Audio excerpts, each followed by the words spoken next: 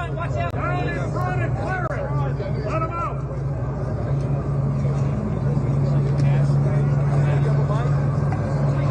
Come on, guys.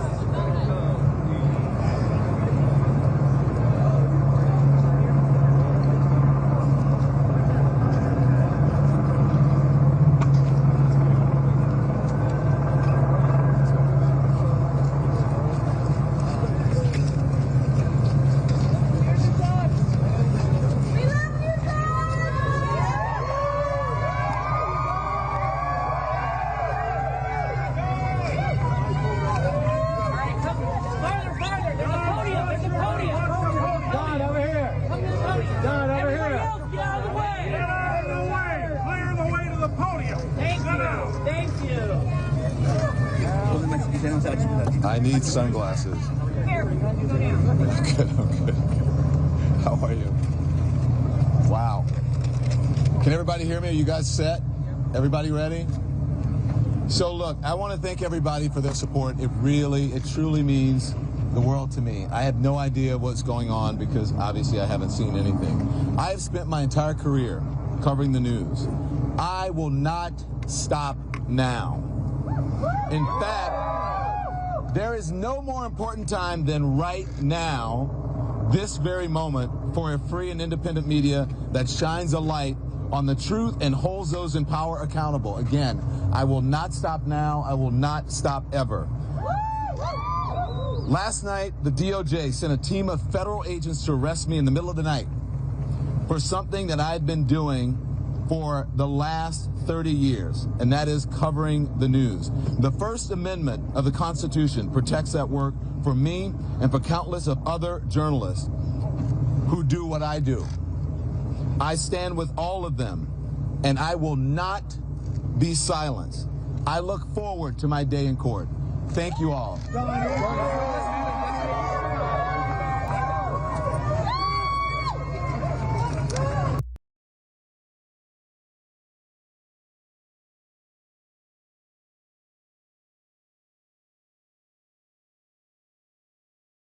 What's up, everybody? Welcome to the latest edition of Straight Shooter with yours truly. As always, I tell you, I'm usually on Sirius XM POTUS Radio with Straight Shooter with Stephen A. every Wednesday night from 6 to 8 p.m. Eastern Standard Time over Sirius XM POTUS Radio Channel 124. But there's a couple of days a week I always come on YouTube to do my own thing. And this is one of those times because one of the biggest stories in the country right now, if not the biggest story in the country, involves former CNN journalist and host, now independent journalist Don Lemon. Former CNN anchor was arrested by federal agents in Beverly Hills, Los Angeles, California, late Thursday night.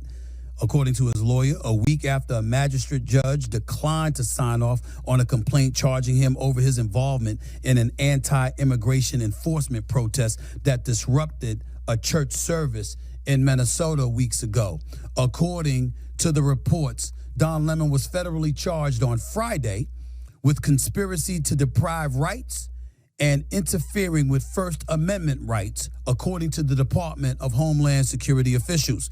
He's being charged with 18 U.S.C. 241.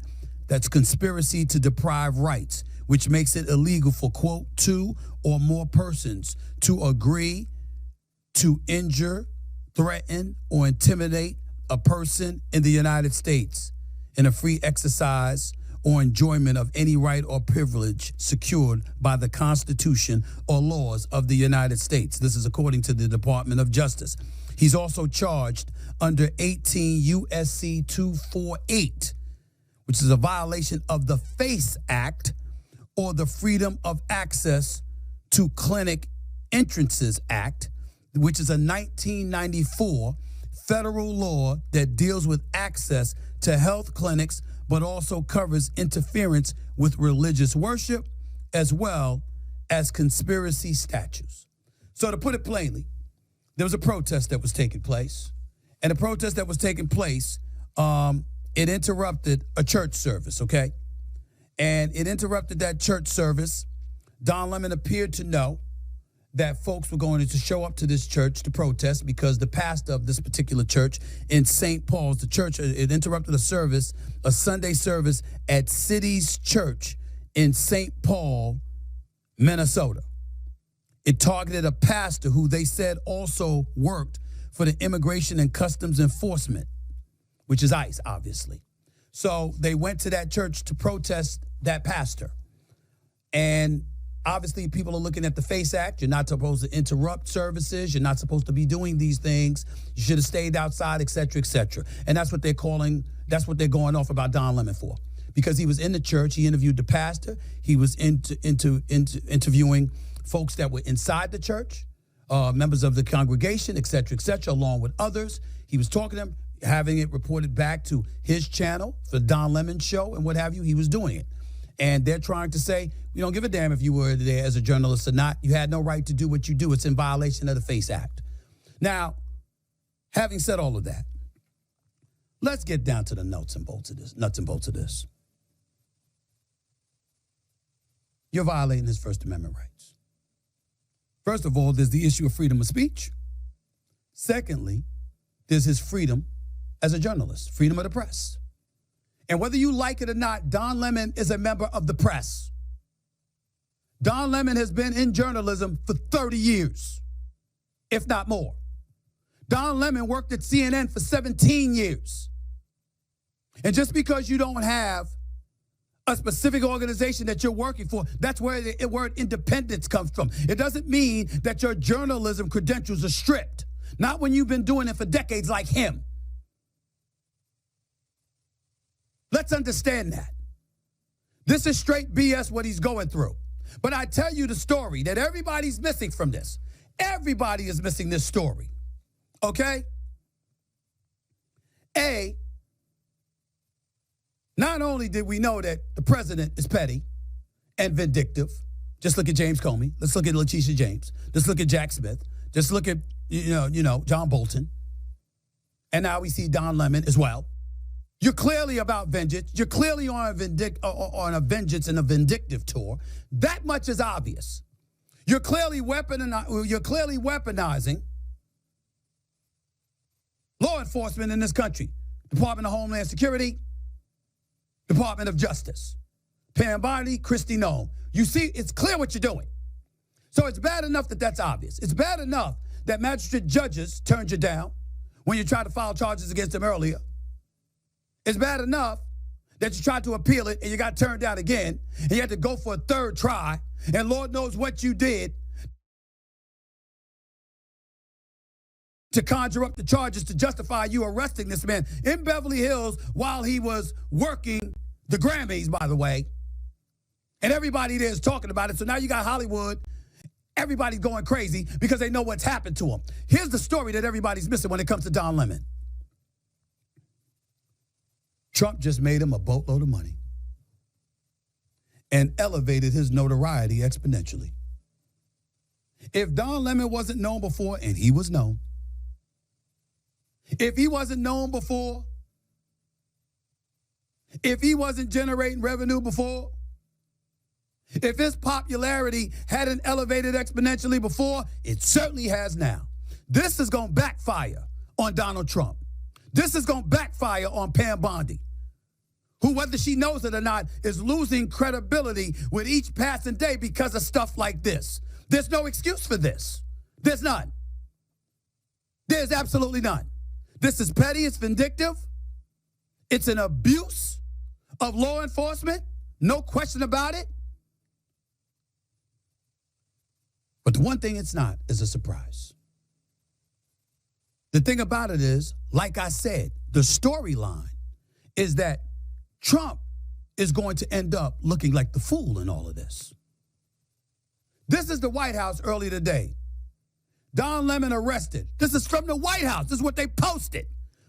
Don Lemon arrested for involvement in the St. Paul church riots. And then it says, when life gives you lemons. That's hilarious. That's hilarious. You know what it also shows? Prejudice. It also shows that. Why does it show that? Because they're showing that they're targeting him. They're showing that it's not about the law, it's about him. And it's about vindictiveness on the part of the president of the United States and folks working directly under him, his subordinates, and what they're willing to do. And what cause would the president of the United States have to go after Don Lemon? You ask, let's show a few things that Don Lemon has said about the president over the years, over the months, over the last few weeks and days, because that's how long they've been going at one another. Griff, take it away. Now, if they wanted to make someone person of the year, they would have made someone who, and my God, I'm sure he loves this, right? If they wanted to make someone person of the year, I don't know, they could have done it with any person. People who they could have done it to someone who actually stood for democracy, who stands for democracy in the country. Now, you think about what encompasses person of the year. Just because you are elected president of the United States does not mean that you should be person of the year. What Time Magazine, what are you doing? Let me ask you, Time Magazine. What do you say to the women who, I guess, still read Time Magazine? Or the women who don't they do like a whole Time 100 thing or something, which, what about the women who are on that list? What about that? I'm sure some of them will had dealt with issues that women have to deal with, like discrimination in the workplace, SA, all kinds of things. You have someone on the cover of your magazine who is an adjudicated assaulter. You have someone who inspired an insurrection. You have someone who, without a doubt, the evidence is there, tried to overturn a free and fair election. Some farmers say, without these workers, they have about 2 days that they can run their farms. And then after that, it's over. Oh my gosh, I love this. Now you're finding out, you dumb fucking idiots. Now you're just figuring this shit out. You're so fucking stupid and you deserve it. You fucking deserve it because you're so dumb. Jim, it's hypocrisy. So go with me here. Yes, I am gloating over your stupidity and how you were taken. I'm cackling in Kamala, says in Shanta. You have been co-opted because you're in a fucking cult and you don't even realize it because you have stupid MAGA brain. Attention, ICE. Let me just say something that most journalists will not say. They can't say it. I understand that. But I'm an independent journalist now, so I can't say it. Fuck off, ICE. Fuck all the way off.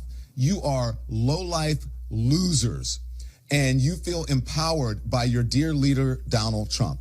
You've never had this position of power before, small person,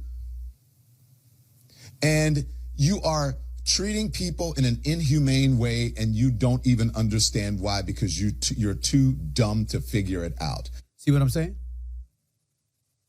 To know Trump, to know how petty he can be, to know how vindictive he can be, to know that you've literally seen elected officials saying, well, they did go after him. They really put him through a lot of stuff like that. In other words, they're justifying the vengeance. They're justifying the vindictiveness. That's what they're doing. Ladies and gentlemen, be very, very clear. That's what's going on here. And it's coming from me, along with many, many others. I'm not one that thinks it was particularly wise for Don Lemon to go into that church. I say a house of worship, don't go there. Don't go there. That would have been me. Get them when they're coming outside. Don't go into it.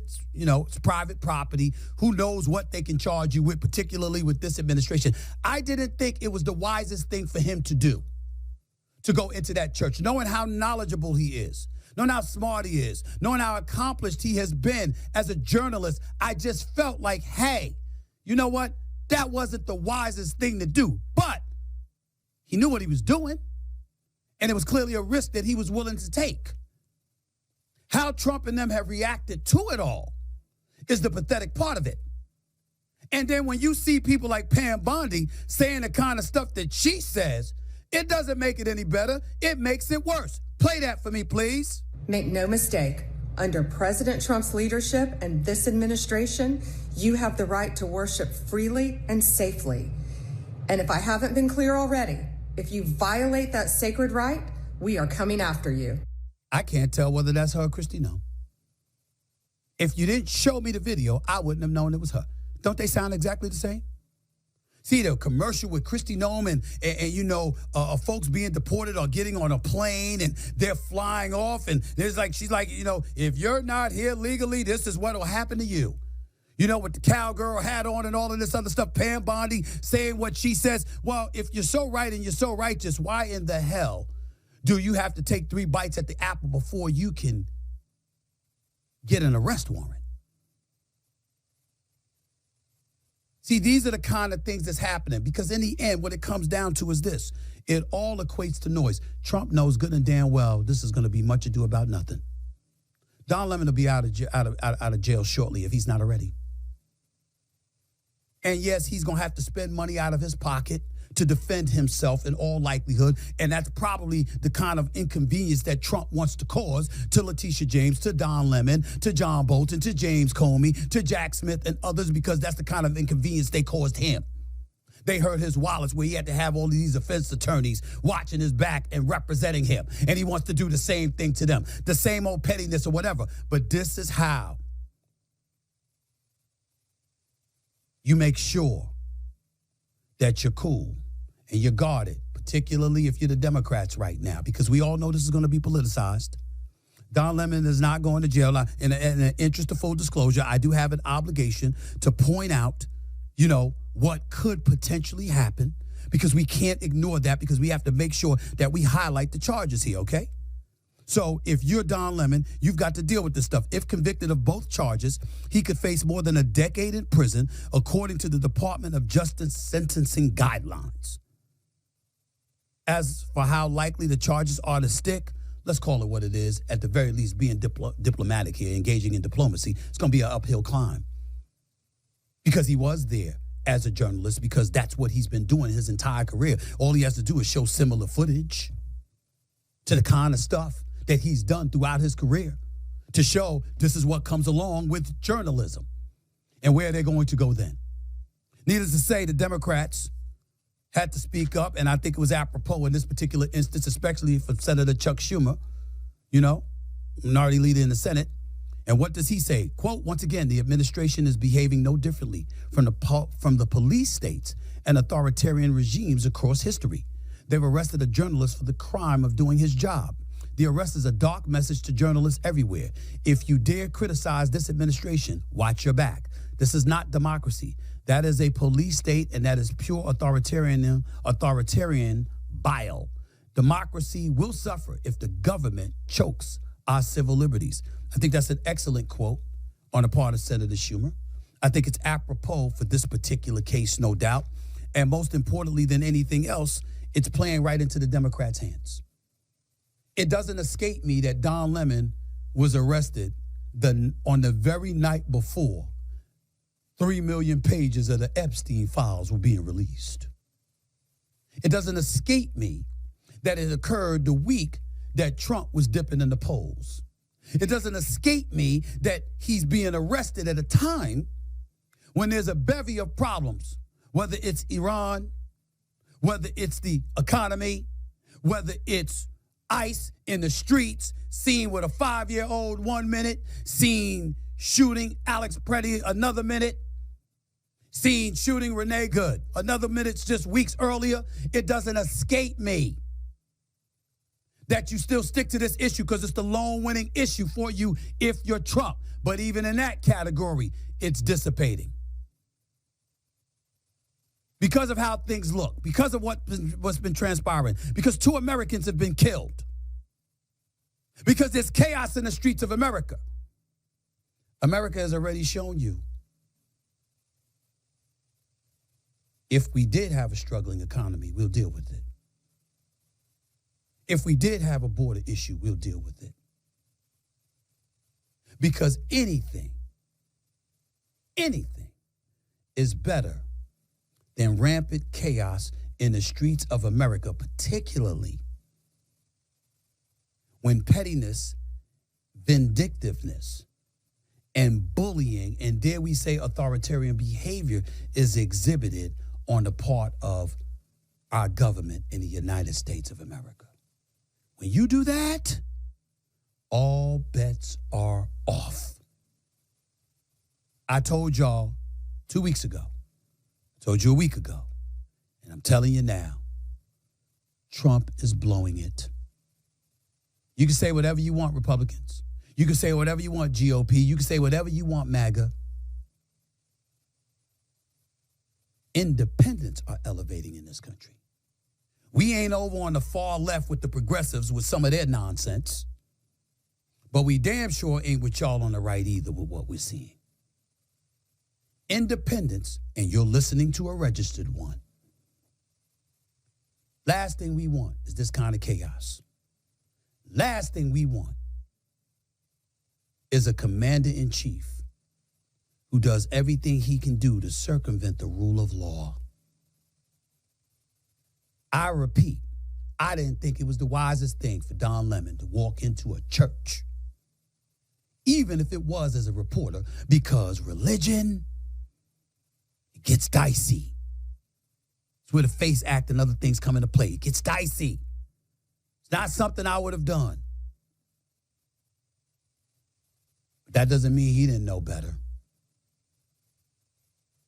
People joked that Don Lemon had disappeared for a little while after departing from CNN. And they said, okay, he's got his YouTube channel, but it don't mean anything. Trump just made it meaningful. Elevated his profile. Got him paid, by the way, because he's going to be able to benefit from all of this. All because he couldn't take the fact that Don Lemon was critical of him. Not smart at all. Not ingenious at all. And in my estimation, not lawful either. I'm a member of the press too. And there ain't no way in hell anybody in the field of journalism shouldn't be supporting Don Lemon today. And that's including anyone on the right. Anybody in journalism. I'm not saying it was wise. I'm not saying I would have done it. I'm not saying he should have walked into a church to do interviews and stuff like that for a couple of minutes, but it don't warrant this. You support this, you don't support the First Amendment. You don't support freedom of the press. Don Lemon has been critical of me. I don't give a damn. I don't care. You stand with him on this. You stand with everybody that was exercising journalism and was arrested over this. Anybody that has happened to, including Ms. Ford. You support them. Anybody associated with journalism, you don't support what has been done to Don Lemon. That's my personal opinion. It ain't a legal one. I'm going to leave that to my next guest. I had to call this man because anytime I need help, he's one of the top people I call. He's one of the best in the business. My guest is a former federal and state prosecutor, best-selling author, and now senior legal analyst for CNN. I love to have him here to break down the facts of trending legal issues because, as I said just a second ago, he's one of the best in the business. Please welcome back to the show, the one and Ellie. Ellie Honig is on with yours truly. What's going on, Ellie? How are you, man? How's everything? Vinay, thank you for having me. I'm always here. Anytime you need, I am right here for you. Always a thrill to join you. I appreciate it. Now, listen, we all know what's going on here with regards to Don Lemon.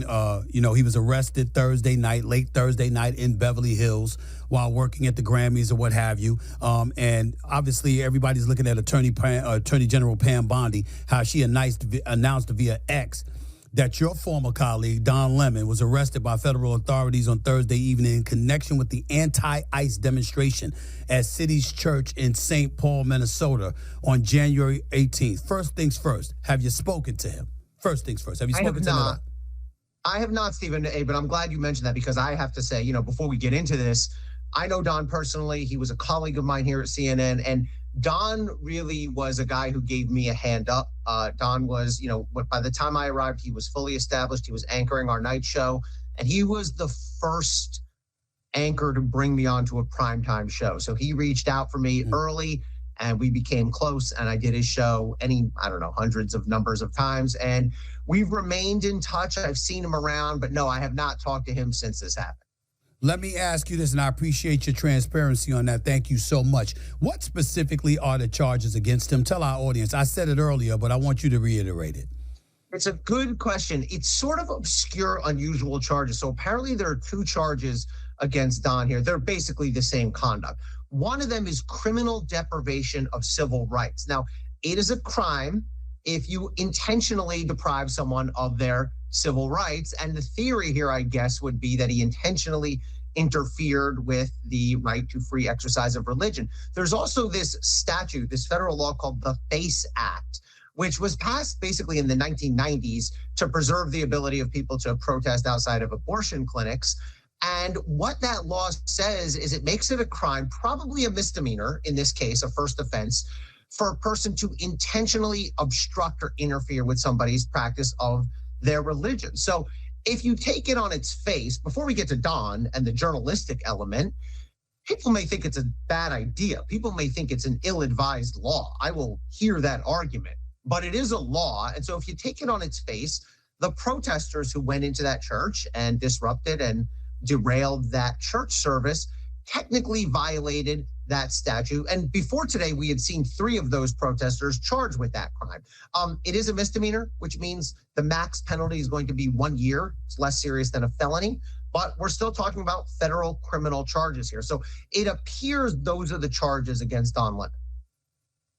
You brought up the vagueness of the charges, the ambiguity of it all. Do you believe that's intentional on the part of the DOJ and the Trump administration for it to be vague, because vagueness at times provides more maneuverability to, for those charges to be extended into other charges? I'm just asking. I do think so. I mean, when you're a prosecutor, and I was in this chair for a long time, you have a lot of flexibility in the way you frame a charge. So if there's an indictment, it feels, by the way, surreal to say it, but United States versus Don Lemon, you can lay out your charges in detail. You can give a sense of what your evidence is, or if you so choose, you can basically just go to the statute book where it lists out the terms of the law and just fill in the blank and say on or about whatever it was, January such and such, 2026, in the District of Minnesota, the defendant Don Lemon did intentionally interfere with the person's exercise of their religious rights, and that's it. So they've kept it vague. The other thing that's really important here, Stephen A., to understand is there's a backstory into how they got this charge, because DOJ tried twice to charge Don before this. That's where I was going next. Rejected. Yeah. So let me lay it out for you. When you're a prosecutor, there's 2 ways you can charge somebody. You can either go to a grand jury, meaning 23 civilians, and get a majority of them to vote for it, or you can do what's called write up a complaint, where you have to lay out your probable cause, bring it to a judge. The judge then has to review and sign. So DOJ first tried the complaint. They brought it to a judge, and a federal magistrate judge looked at this and said, no, I'm not signing this. And that judge did sign it as to the other 3, but not to Don and not as to other people. And I'm sure the reason for that is the First Amendment, that it's not a crime for a journalist to cover a crime. Failing that, DOJ then went to the appeals court and said, well, you have to force them to sign this complaint. And the appeals court said, absolutely not. And failing that, now try 3, they've gone to a grand jury, and they've gotten a grand jury to issue a complaint, an indictment against Don. Now, you may say, you will hear surely DOJ say things like, well, civilians and normal people looked at this evidence and concluded there was probable cause of a crime. But I'm here to tell you, you've heard the old thing about a grand jury will indict a ham sandwich. It's largely true. Grand juries are spoon-fed whenever the prosecutor chooses to give them. There's no defendant in the room. There's no defense lawyer in the room. There's no cross-examination. There's no judge. And so it doesn't shock me. It surprises me, but it doesn't shock me that they were able to get, and you only need a majority in the grand jury, right? In a trial jury, you need unanimity. So here you need 12 out of 23. So they apparently have gotten this indictment. I don't think it's going to last. I think a judge is going to throw it out. Well, I'm thinking about the fact that a federal magistrate judge had previously rejected the criminal complaint, like you pointed out. The appellate court said, we're not going for it. We're gonna stand by their decision as well. How the hell do you get a third bite at the apple? What is it that you did the third time around that wasn't good enough the second time around to get to get you to be able to arrest this man? No, Don called it. There's an interview he did a week or so ago with Allison Camerata, another of our former colleagues here. And Allison asked him, do you think they're going to try again? And Don said, of course they will. That's what they do. And by the way, look, I am no apologist for Jim Comey or Letitia James. I've sharply criticized both of them. But I thought that the indictments of them were absolutely politically motivated, absolutely out of bounds, and absolutely would fail. And they have failed miserably so far. And I think those cases should be done by now. And I think we're seeing the same thing playing out now with Don. I think they kept on trying every different outlet, even when a judge said no, when a court of appeal said no, they were like, we'll try a grand jury. They might have tried again if the grand jury said no.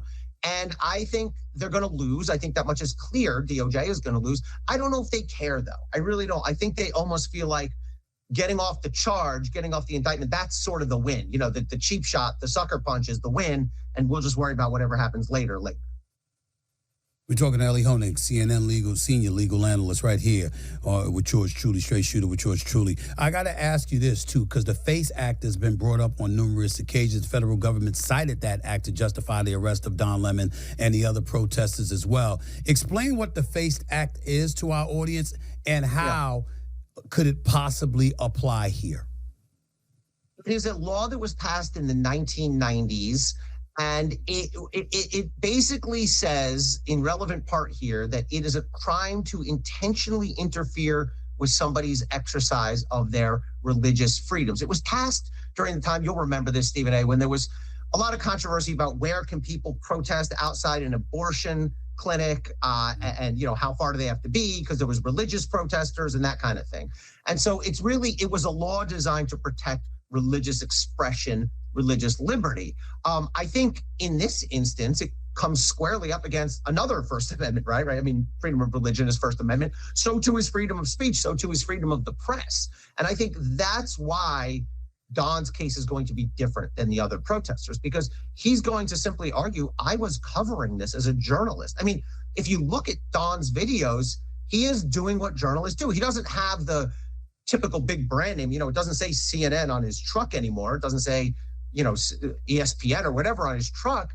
But what Don is doing, I mean, he's got over 1 million subscribers and followers on YouTube. You're showing clips of it right now. He's interviewing protesters and parishioners alike. He's talking to the people in the church. He's doing what journalists do. And I think any federal judge, when this case lands on his or her desk, is going to say, this is protected First Amendment freedom of the press. And that's why I think the case is going to get thrown out. You think the case is going to get thrown out? How soon do you think it'll get thrown out? Just as soon as these issues can get briefed up. I mean, it may take a few weeks to brief them up. Don's lawyer, Abby Lowell, that name may seem familiar. I know Abby, he talked to me for my book. He has represented, almost everybody you can think of. He represents Lisa Cook, who's the Fed governor. He represented Hunter Biden. He actually represented Jared Kushner at one point, but primarily has been on Democratic sides. But Abby is a known First Amendment lawyer. I think the way this is going to play out is the judge, certainly Don's getting bail. They're not going to hold him. That would be insane. And then the judge is going to say, let's set motions. And Don's lawyer, Abby, is going to file a motion to dismiss that this violates the First Amendment, and the government, I'm interested to see their argument that it doesn't, actually. And I think then the case is going to be dismissed. I just think, but look, being charged, being charged itself is a big deal. I mean, it costs money, and it can be scary. You know, I mean, Don had to get processed, I imagine. He was probably in handcuffs at some point in the process, and it's a big deal. You know, I'm looking at that. I just want to call up just to remind everybody what the First Amendment is all about. It's freedom of religion, freedom of speech, freedom of assembly, right to petition, and, of course, freedom of the press. That would be a very, very big thing when we're sitting here talking about Don Lemon right now. Now, we've seen CNN said in a post on X that his arrest raises profoundly concerning questions about press freedom and the First Amendment. Don maintained that, like you said, he was there as an independent journalist. Do you believe that holds? I know you're saying it's a rhetorical question to some degree because the answer is probably going to be yes, but I still feel compelled to ask, do you believe, does that fact hold any weight that he was there as an independent journalist going into the church? Because my position, just so we're clear, has always been, Ellie, I said, listen, I don't want anything to happen to Don Lemon. I don't want him arrested. I don't want him going through this nonsense. It's utterly ridiculous, and we could all see it's politicized. There's no doubt about it. A blind person could see that.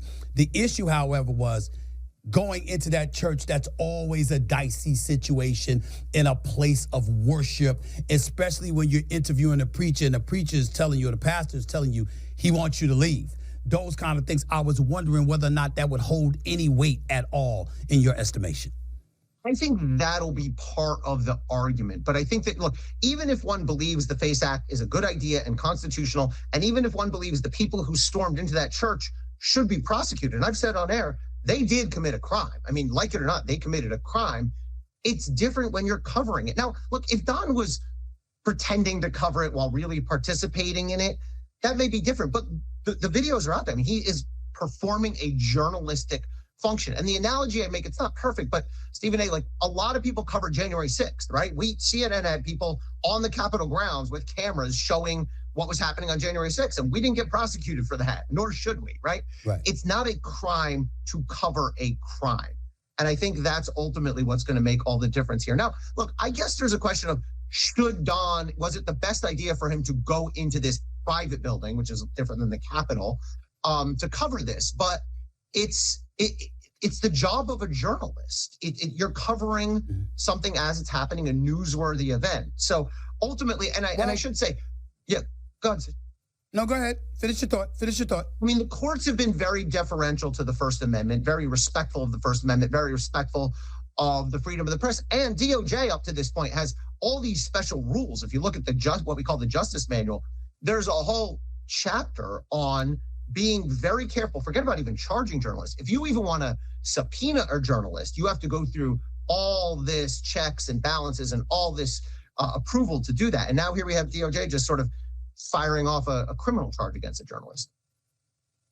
Has there been, because you know the right's going to bring this up, has there been anything on the left when they were in power, per se, for lack of a better phrase, that remotely resembles anything like what the Trump administration and its DOJ is trying to pull off right now, whether it's the Obama administration, the Biden administration? Is there anything that you can think of that's transpired in recent memory when a Democrat was in power that would remotely come close to what we're witnessing happening with Don Lemon right now? You are going to hear the name of one person, I forget the name, who was ostensibly sort of doing independent journalism on January 6th, who was charged with trespass around January 6th and then later pardoned in Trump's first day mass pardon. And watch for people to make that comparison. But I think there's a difference here. First of all, if that is the case, if that person was actually engaged in journalism, I don't think that person should have been charged. I don't know enough about the details of that case. I don't know if that person was actually engaged in journalism or was storming the Capitol with everyone else and happened to be a journalist. And it was a much lower level. And I don't mean that the level doesn't matter, but like Don is a legitimate journalist, right? You can't not everyone with a cell phone can claim they're a journalist. So they're going to I think you're going to see that case thrown as an example. But look, I'm ideologically down the middle on this. I don't think any journalist should be charged with anything relating to any coverage that they're doing of an ongoing crime or an ongoing event. So that's about the closest I can think of. But there is no remote comparison for the overt weaponization of DOJ. For the Donald Trump tweeting, I want to see Jim Comey and Letitia James prosecuted, what's happening, and then firing the prosecutor won't do it and bringing in a new one. And now, Don obviously is not fond of Trump and Trump is not fond of Don. This overt politicization of DOJ is brand new. But what about what you said? And I appreciate your expertise. The fact that Trump is no fan of Don Lemon, and Don Lemon has clearly been seen not being a fan of Trump. What about the argument that the DOJ and folks on the right will try to make that level of vitriol both have shown for one another is an indication of activism as opposed to journalism, and that's why they could justify going after him? What kind of argument if they tried to make that argument, do you think it holds water? No, this argument's going to go both ways. So if the administration says, look, Don Lemon hates Donald Trump, and Don Lemon is really more of an activist than a journalist, and he's fake news and all that, you're still protected. You don't have to be down the middle media to be protected by the First Amendment. You can be ragingly right or left. You can be Newsmax, or you can be Don. You are still protected by the First Amendment. But the other way is going to help Don if he needs to. If he doesn't somehow win on First Amendment, I promise you he will argue, and we know this because Jim Comey and Letitia James argued it, that this is what we call a vindictive prosecution, that the prosecution is political payback to punish him for his political views or based off some sort of vendetta held by somebody in power in the government. So I think that's his best argument. I think it's his best argument. I mean, it's clear as day. That's what it is. But go ahead. Yeah. I'm sorry. If I was briefing this for Don, I would start with the First Amendment, argument 1 in my brief, motion to dismiss, and argument 2 would be vindictive prosecution. But I mean, what could be more clear than that Donald Trump hates Don and that Pam Bondi and others have targeted him because of that? Last 2 questions. Don was seen on video with people in a car talking about going to the church. I saw folks on the right bring that up, saying that he went there with intent to join protesters. Therefore, he should be considered one of them. Just because you were asking questions of folks doesn't mean that you weren't a participant as a protester and an activist as opposed to a journalist. To that, you say what? I've seen those videos, and I don't think they show what people are saying they show. Those videos clearly show that Don knew something was going to happen in a church. He knew that there was going to be a protest in a church. He did go in there, but that doesn't change the fact that he was covering it as a journalist. Look, if Don was in there yelling through a megaphone and waving signs up and down and not broadcasting it to his viewers, you could argue that he's a participant. But if you just look at what he did, yes, the video in the car shows that he knew that there was going to be a protest, that he knew it was going to be in a church. He had clearly been in some sort of communication or received some sort of tip. But journalists get tips all the time. This thing is about to go down. You may want to be at the corner of, X and Y street. Watch for a decision coming down from this court at 10 o'clock. That's not a crime to know that something is about to happen. And again, the key line is going to be, was he participant or was he journalist? And I'm telling you, the courts are going to, first of all, to me, the factual record shows he was on the journalist side, and the courts are going to err on the journalist side as well. Federal agents also arrested independent journalist Georgia Fort, and activist Traherne Jean Cruz, and Jamal Lydell Lundy. What do we know about their arrest right now? So I think the other journalist, Ms. Fort, is going to have the same exact arguments as Don. And I think the question will be the same question, which is, did she cross that line? Was she a participant or was she covering it as a journalist? The evidence I've seen, I haven't looked at it as carefully as Don's case, but it looks to me like she was safely on the journalistic side of that. The other people, look, there are now, I think, 5 people who were charged with going into that church and violating the FACE Act. And to that question, let's put aside the journalism piece of this. My read on this as someone who was a longtime prosecutor is, did they violate the FACE Act on its face? Yes, because they did intentionally disrupt the practice of religion. On the other hand, you have to ask the discretionary questions if you're a prosecutor. Was this an ongoing disruption? Were they protesting for days on end? Were they stopping people? No, they disrupted one service. I'm not saying it's a good thing, but you have to consider the scope of it. There was no violence, there was no physical force, and they weren't targeting this church because they wanted to dissuade people from exercising Christianity or Catholicism. It's not like they said, we don't like that religion. They wanted to protest ICE. So I get it. I think the charges against the people who actually went into that church are on their face valid. I'm not sure it's a good exercise of discretion and judiciousness by DOJ. And by the way, remember, ultimately, they're going to have to get these cases, they're going to have to bring these cases to conviction either in front of a judge or a jury. And if you end up in front of a jury, because it's a misdemeanor, it may not have to go to a jury. But man, do you see 12 Minnesotans unanimously finding these folks guilty? I'm not sure how likely that is. Right. Before I let you go, Department of Homeland Security, the DHS, it's been said that they violated an inordinate amount of court orders. 1 minute I see the numbers at 96, another minute I see it over 100. Do you have any idea how many court orders they have violated along the way? It is at least 100, and I know that because an opinion came out just the other day from a conservative George W. Bush appointed judge who just unleashed on ICE and DHS. Basically, and it's not even the cases you and I have been hearing about, Stephen A. It's not the Minnesota case. It's not the 5-year-old. It's not Kilmar. I mean, they did defy some orders with Kilmar Abrego Garcia, but it's these unknown cases where this case in particular, a judge said this detainee is to be given a hearing by, I think it was January 21st.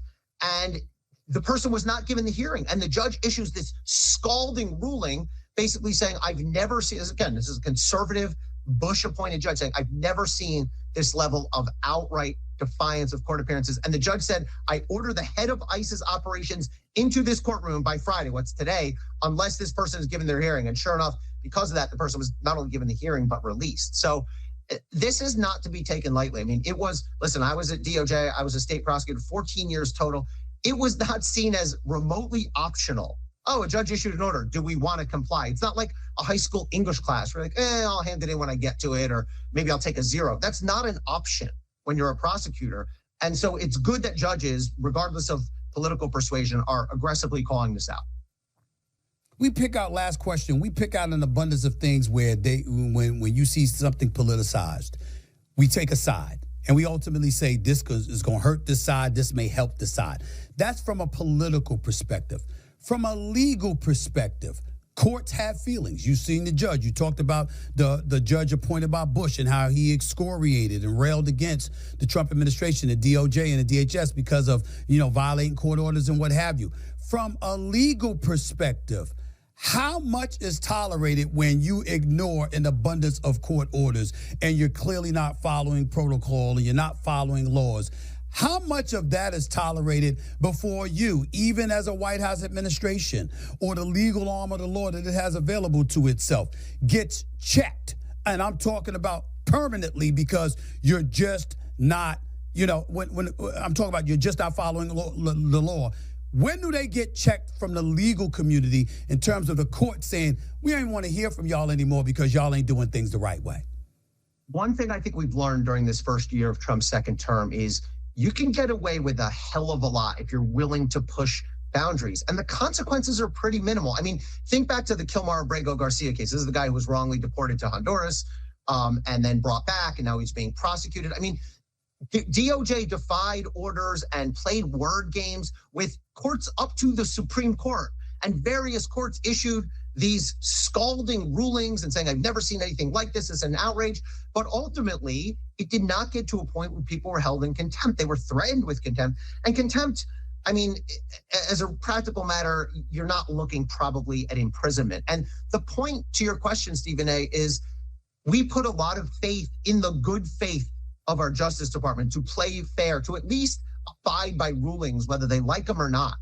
And we're seeing that if people choose to just disregard that, there's not a heck of a lot that happens to them. Now, there may be professional consequences. There will be reputational consequences. Some people have lost their licenses. I mean, Rudy Giuliani and Sidney Powell, separate context, but they all lost their bar licenses.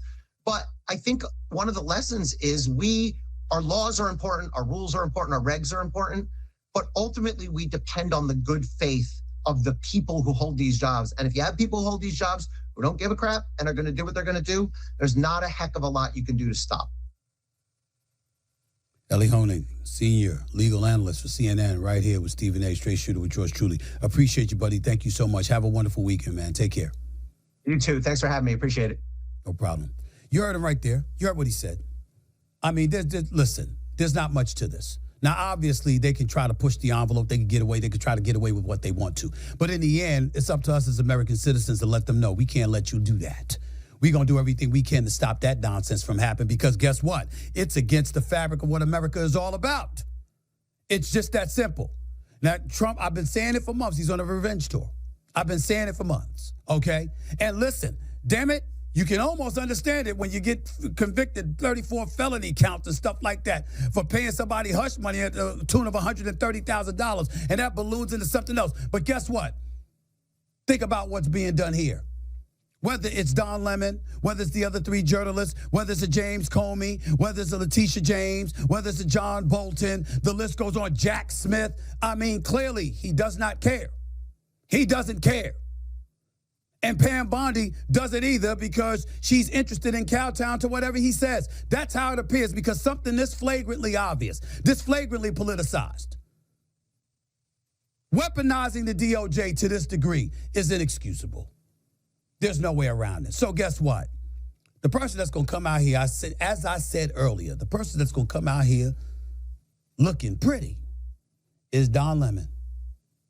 You done made him a boatload of money. You done elevated his level of notoriety. Yeah, you might have inconvenienced him for a few hours, but he's right, they're wrong.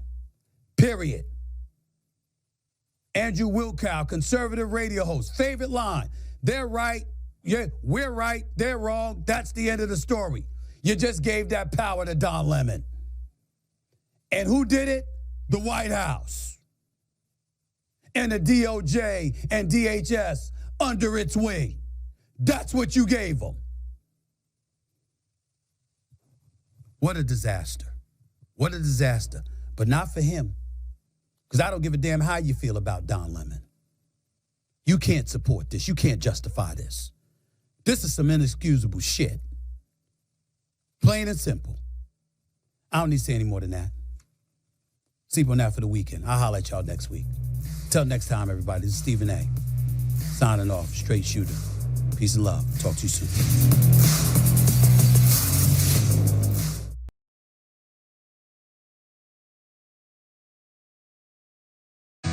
Last night, the DOJ sent a team of federal agents to arrest me in the middle of the night for something that I've been doing for the last 30 years. I will not be silenced.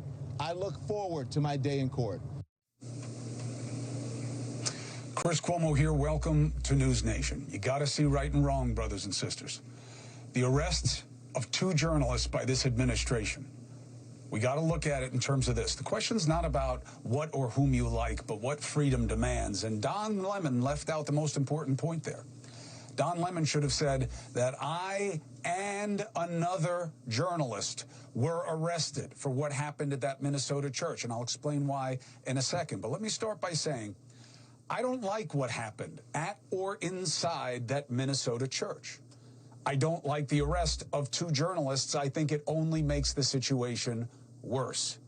But this is not just about Don Lemon. In fact, it should not be about him personally at all. The key fact is that they arrested 2 journalists, Don Lemon and Georgia Fort, okay? This is not just payback for a known hater by the Trump administration.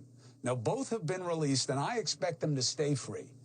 And not because I like how they chose to act, but because they have the right to exercise how they are journalists. If this were just about political payback, just Trump not liking Don Lemon, right, another instance of lawfare, that would be bad enough, right?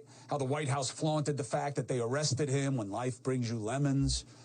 Trump repeatedly called Don Lemon the dumbest man on television, and you may agree or disagree. It's not the point. It's the second arrest of the second journalist that makes the point of why this is so dangerous. It's not about playing with an opponent. It's about playing with a fundamental right. Think about it. On what basis does this administration conclude that these 2 were participants and not journalists? There's no law. There's no set definition. Each says they were reporting. Each has a history and pattern of reporting. Both have reported and announced themselves as such consistently before, during, and after the church event. So it seems the administration has decided to confuse presence at something they don't like with participation. The reasoning is seductive to some. They don't like the protest at the church. I get it. They don't like the invective directed at the preacher and those who were there to worship. I get it. I get investigating the protest as a potential violation of the FACE Act. But that does not mean there is no freedom to report on the same. Presence does not equal participation. I am concerned about the arrests, yes. despite the fact I do not believe they have a strong case. Why? The FACE Act is not as simple as a trespass in a place of worship. It's about force, intimidation, acting in a manner that restricts access or exit. I don't see any evidence that either who say they were there reporting satisfy any of those conditions of intent or action. Okay? Look, we don't know for a fact what happened before the protests, what Don and or Georgia were told ahead of time. Was he told by organizers that they were invited in? Like one of the organizers, Nakima Levy-Armstrong, told me? Guess who's here tonight? Nakima. Guess who knows what Don Lemon knew going into this and what his role was? Nakima. You want to know the truth? Just wait a couple of minutes. We do know that the government is claiming that Don attended a pre-operational briefing before they entered the church. Does that make him part of it? They say he tried to keep details about the protest secret on his live stream. I've seen the clip. It indicates that. That's a bad fact for him. It shows potential bias, bad judgment. But does it make him an agitator or someone who was doing their job the wrong way? How was he obstructing congregants from leaving? Inside the church, Don and others were trying to intimidate the pastor. That's what the indictment says. Don consistently stated to people in the church he was there as a journalist, not as an activist. I get why people may not have liked how he came off, confronting the preacher, his interaction with the protesters. But remember, this is the operative idea. I disapprove of what you say, but I will defend to the death your right to say it. Now, this quote is often attributed to Voltaire, but it was actually penned by a woman, Evelyn Hall, in a compendium called Friends of Voltaire. What's the point? This is one of our most powerful distillations of what the First Amendment is about. The government cannot stop us from saying what we want to say, even if we don't like what's being said, especially then. Would I have made the same choices that were made by Don at the church? No. I think there's a reason there was not more media inside, though they may have been outside. I think there's a reason this is the first time we've ever seen anything like this. I don't think I've ever worked anywhere that would have been okay with me going inside with people that I suspected intended to do something illegal. Now, if that was the case, right? If I just said these people are going to protest, they say they were invited in, I'm going to follow them, that's different.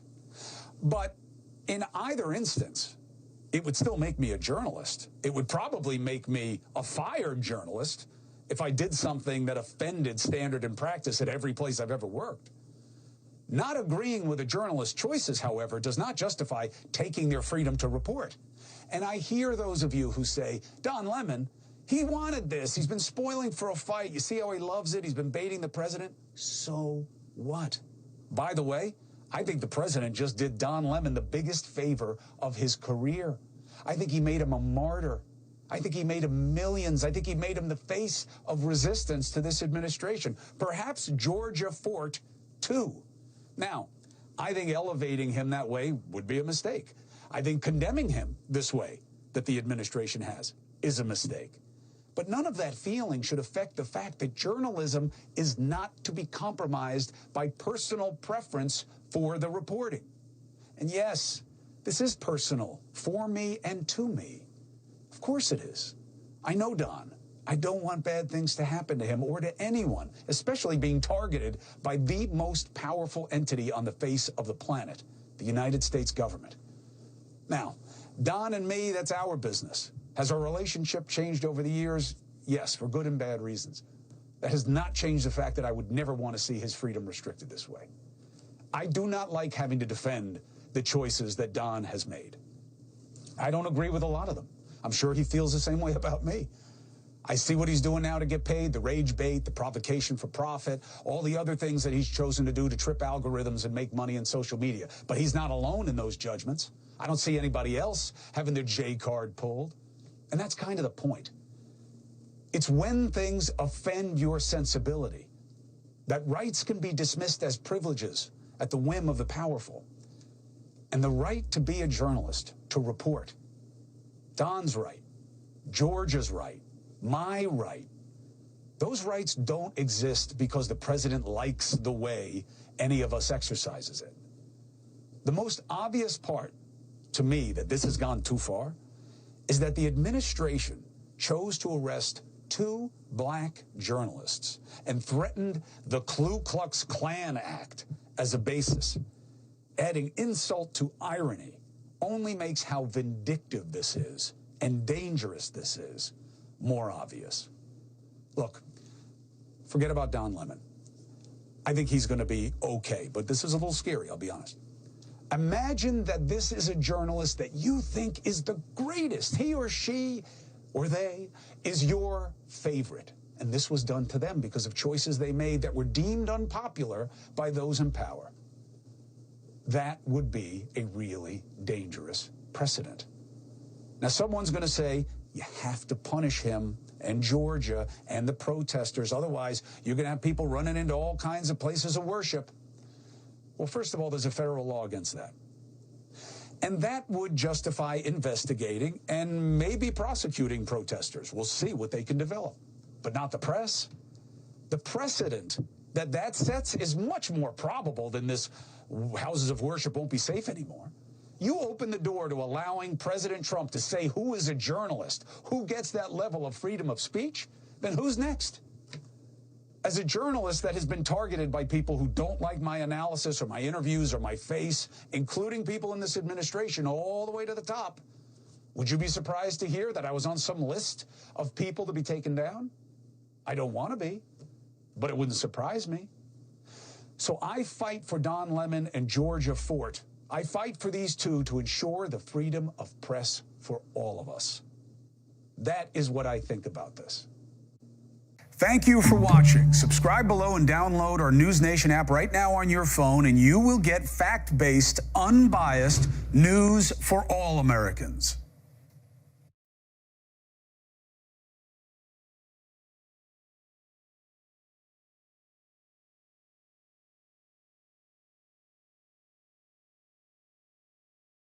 I want to bring in someone who can give us actual information about whether or not the allegations against Don Lemon make sense or not. And I don't even know that prosecutors even asked to speak with her about it, when who would know better than one of the organizers?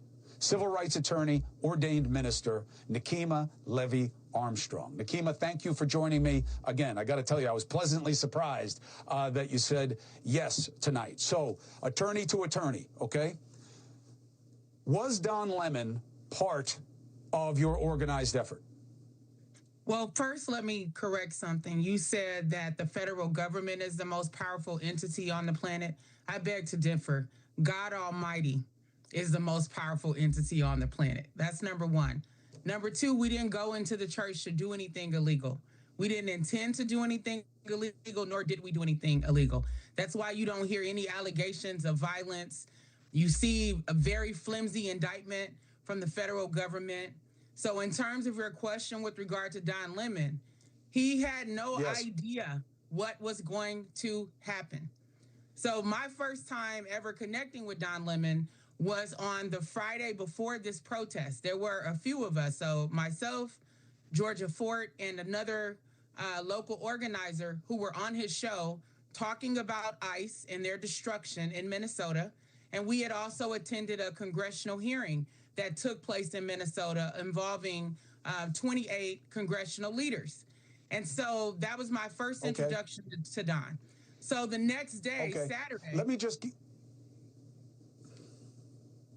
I just want to get through some simple points of fact here for a second. Just help me out for a second, okay? I asked you if Don Lemon was part of this organization and the effort. You say no. Was Georgia Fort part of the organization or the planning? No. This is what I'm trying to explain to you. Okay. I posted a flyer. But I'm just trying to get the answers out there on the record, Nekima. I understand. I'm just trying to get the answers just quickly without the exposition.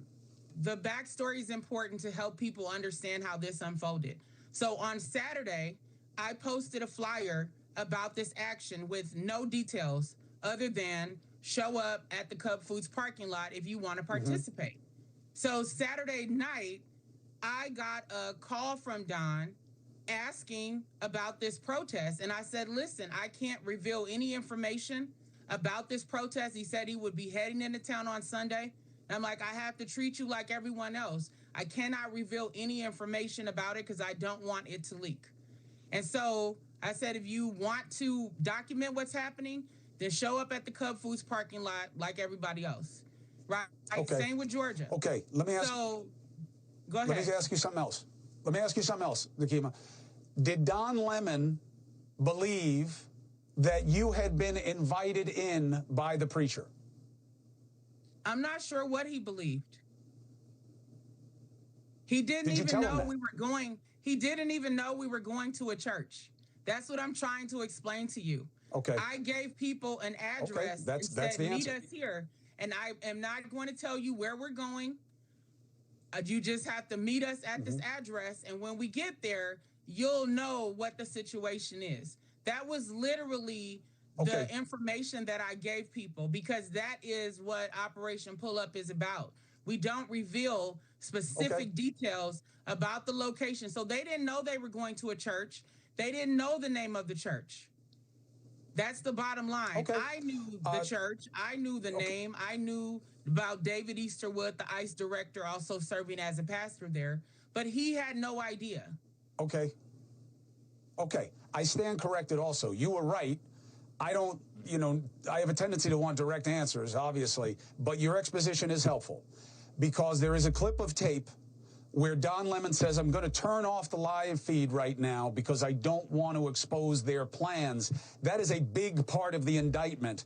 The government is using that as proof that Don Lemon knew what you were going to do and was trying to help you do it.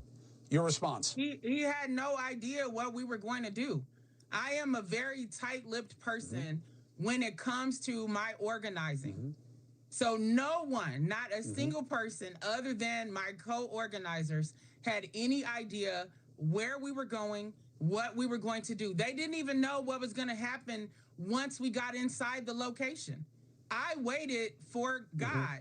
And once I heard the pastor's prayer, then I knew to get up, walk to the front, and ask him a question in response to his prayer, and then bringing in David Easterwood. So even the other protesters did not know when I was going to get up, what I was going to say, who was the focus in terms of David Easterwood. They literally had no idea. That is my hand to God truth. So for this man to be brought Nikema, in for literally documenting is absurd. One last thing. Did the authorities ask you to give them any information about Don Lemon or Georgia Fort and their relationship to the protest? They have not asked me a single question. I have had no interaction with prosecutors. Very telling. Other than sitting across from them in the courtroom for my first hearing. So no, they have no idea. That's the foolishness about this whole process. Nikema, I appreciate this. People want to know the truth. No one would know better than you what Don and Georgia knew going there, what they thought it was about, and what their role or lack thereof was. So thank you very much. You're always welcome here to answer the questions that come up. More will come. Thank you very much. Thank you for watching. Subscribe below and download our News Nation app right now on your phone, and you will get fact-based, unbiased news for all Americans.